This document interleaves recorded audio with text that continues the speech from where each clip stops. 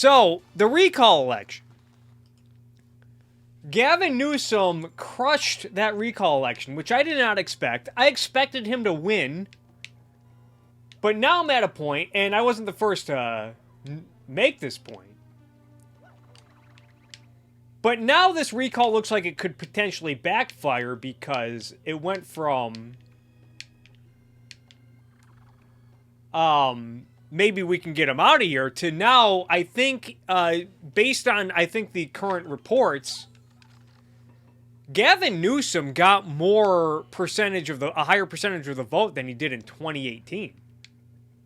If you can believe that. So now, it looks like the California Democrats, they might even be more emboldened than before. But also, a lot of people keep making the argument that what really got Californians out was how awful Larry Elder was. And you know, I've been in California since 2013. I've been voting in California since 2014. That was the first gubernatorial election I voted in. 2014. And I remember the Republican on the ballot for that election was a guy named Neil Kashkari, who was campaigning on being a socially liberal Republican. He was pro-legalized abortion.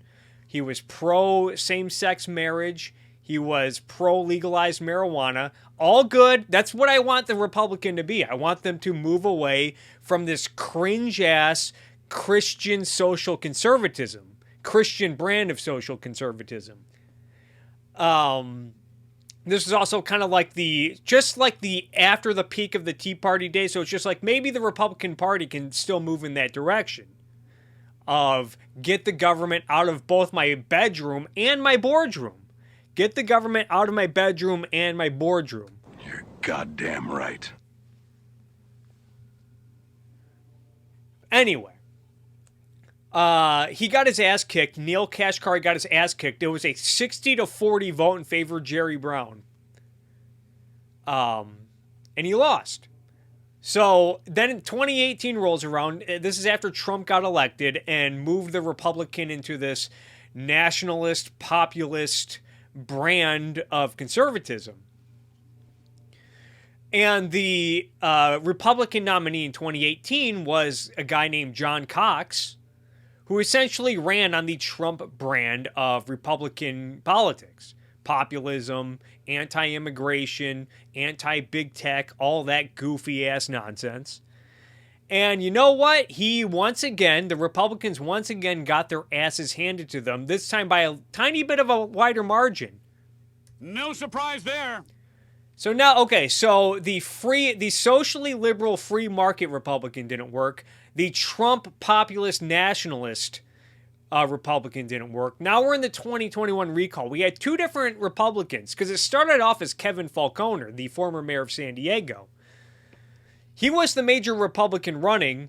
He ran on socially liberal. He was pro-legalized abortion, pro-gay marriage, good stuff. Pretty moderate on economics. Nothing special. It was just kind of Democrat light, like nothing really inspiring. But I was like, I'll accept that. I'll accept Kevin Falconer. He seems to have experience.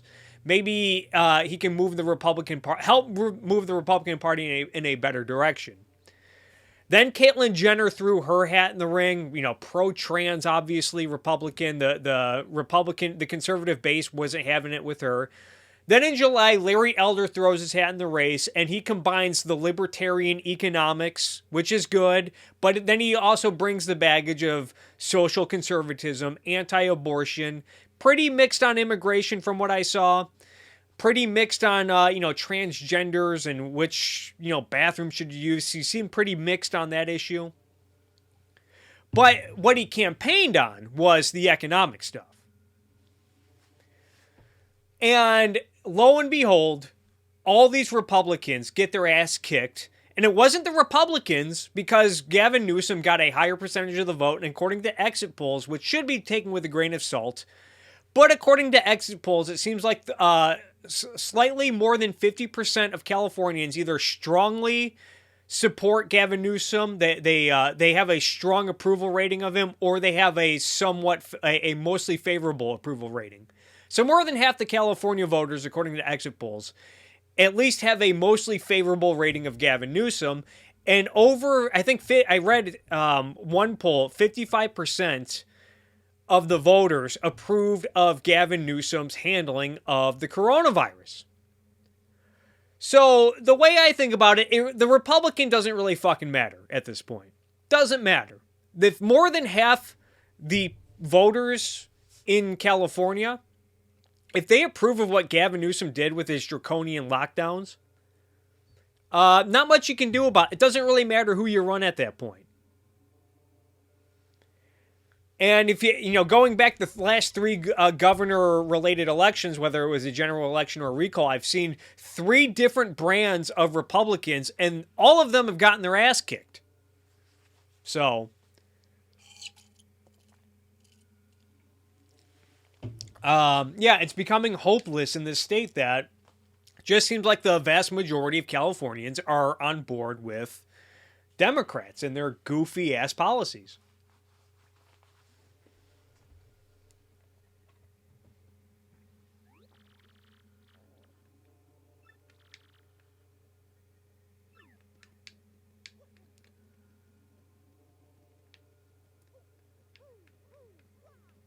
I was hoping the margin would be at least a lot closer than what it looks like it's going to be. Because then at least maybe, if it were like if Gavin Newsom got less than 55% of the vote, then I think maybe there was a chance that the Democrats would be like, okay, we got to pump the brakes here because we're in trouble of losing our iron grip over this state. But he got even a higher percentage of the vote. And then you have all these annoying morons who are making a big fuss about, oh my God, the recall, it costs taxpayers millions of dollars. What a waste.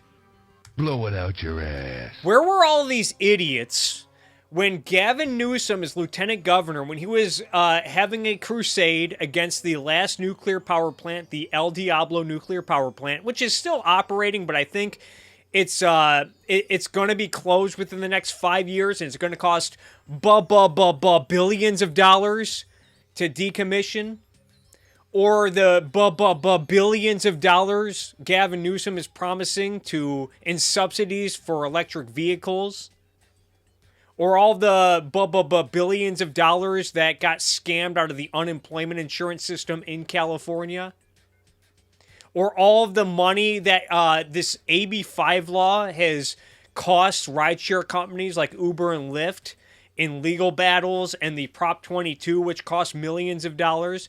You hear nothing but crickets from all these people who are suddenly worried about wasteful spending. No surprise there. Ugh. Look, if you just think Gavin Newsom is better, fine. I disagree, you're wrong, but fine. Don't pretend, especially these people who always want more government intervention, more socialism. God. This is a problem with a lot of California Democrats and voters. They do not connect the consequences to the policies of Democrat politicians. They see the rampant homelessness. They see the electrical grid is failing. They see that the cost of living just keeps going up and up and up. Gas prices going up. Cost of housing going up. Utility bills going up. Cost of goods and services going up.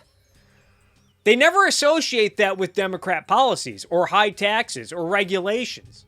Because I see it every 2 years. Someone said it's like frog soup. It's exactly right. And I'm the one screaming, guys, it's getting too hot in here. We got to turn down the temperature. And I either get greeted with, well, it's just a little heat. We can handle it. Or I get greeted with, well, what do you expect? Would you rather us freeze to death? Blow it out your ass.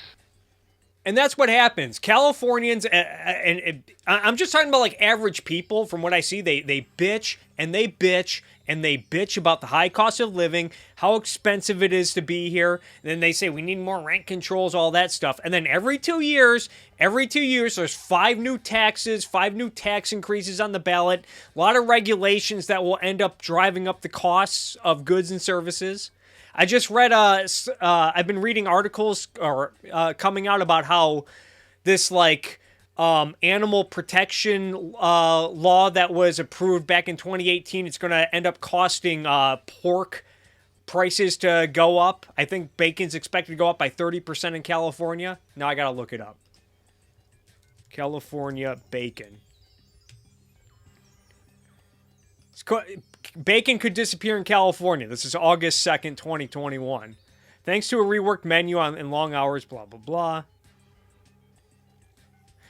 At the beginning of next year, California will begin enforcing an animal welfare proposition approved overwhelmingly by voters in 2018 that require more space for breeding pigs, egg-laying chickens, and veal calves. National veal and egg producers are optimistic that they can meet the new standards, but only 4% of hog operations now comply with the new rules. Unless the courts intervene or the state temporarily allows non-compliant meat to be sold in the state, California will lose almost all of its pork supply, much of which comes from Iowa, and pork producers will face higher costs to regain the market. No surprise there.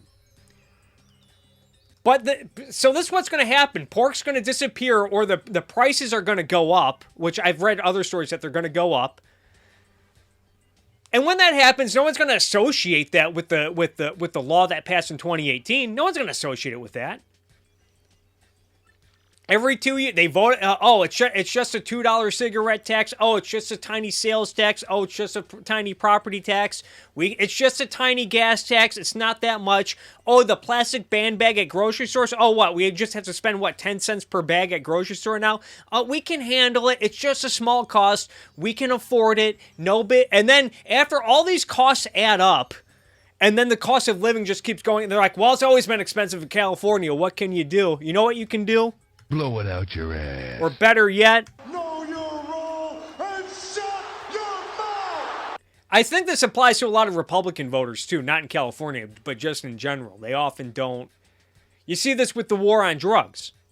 And I still got to make the immigration video, but when you talk about immigration, a lot of conservatives, I think rightfully so, will talk about, oh, well, it's dangerous by the border because of all these dangerous Mexican drug cartels. That's why we need a wall. That's why we need stricter enforcement at the border. And it's just like, well, the reason why the drug cartels are so powerful to begin with is because they have this black market thanks largely to the war on drugs. And then when you try to explain that, like, the real solution here is we end the drug war, and then we break the black market that allows these cartels and these gangs to really thrive. And then when you present that to them, they say, oh, what? So you just want everyone to be shooting heroin all the time? What, you think crack cocaine should just be sold in a drugstore? What, are you crazy? Okay, fine. Have fun with powerful Mexican drug cartels. Okay. They don't want to hear it. Kirk subs unite. You're goddamn right. Colt Savage says, I'm just going on and on while I don't play this game. Ooh, I get to watch my favorite Paper Mario game. I wonder what this guy's talking about. I'm just ranting about politics. How dumb people are. Gonna be great when that nuclear power plant finally closes and the grid becomes more vulnerable and we get more brownouts and blackouts and utility bills just go up and up. Especially, I think, after 2024, the state of California is going to stop issuing new fracking licenses for, oil drilling, oil extraction because of Gavin Newsom. And so when energy prices just go up and up and up, you think they're going to blame it on Gavin Newsom and his goofy-ass policies? No. Of course, when the energy grid becomes more, they'll probably just blame it on climate change. Ooh.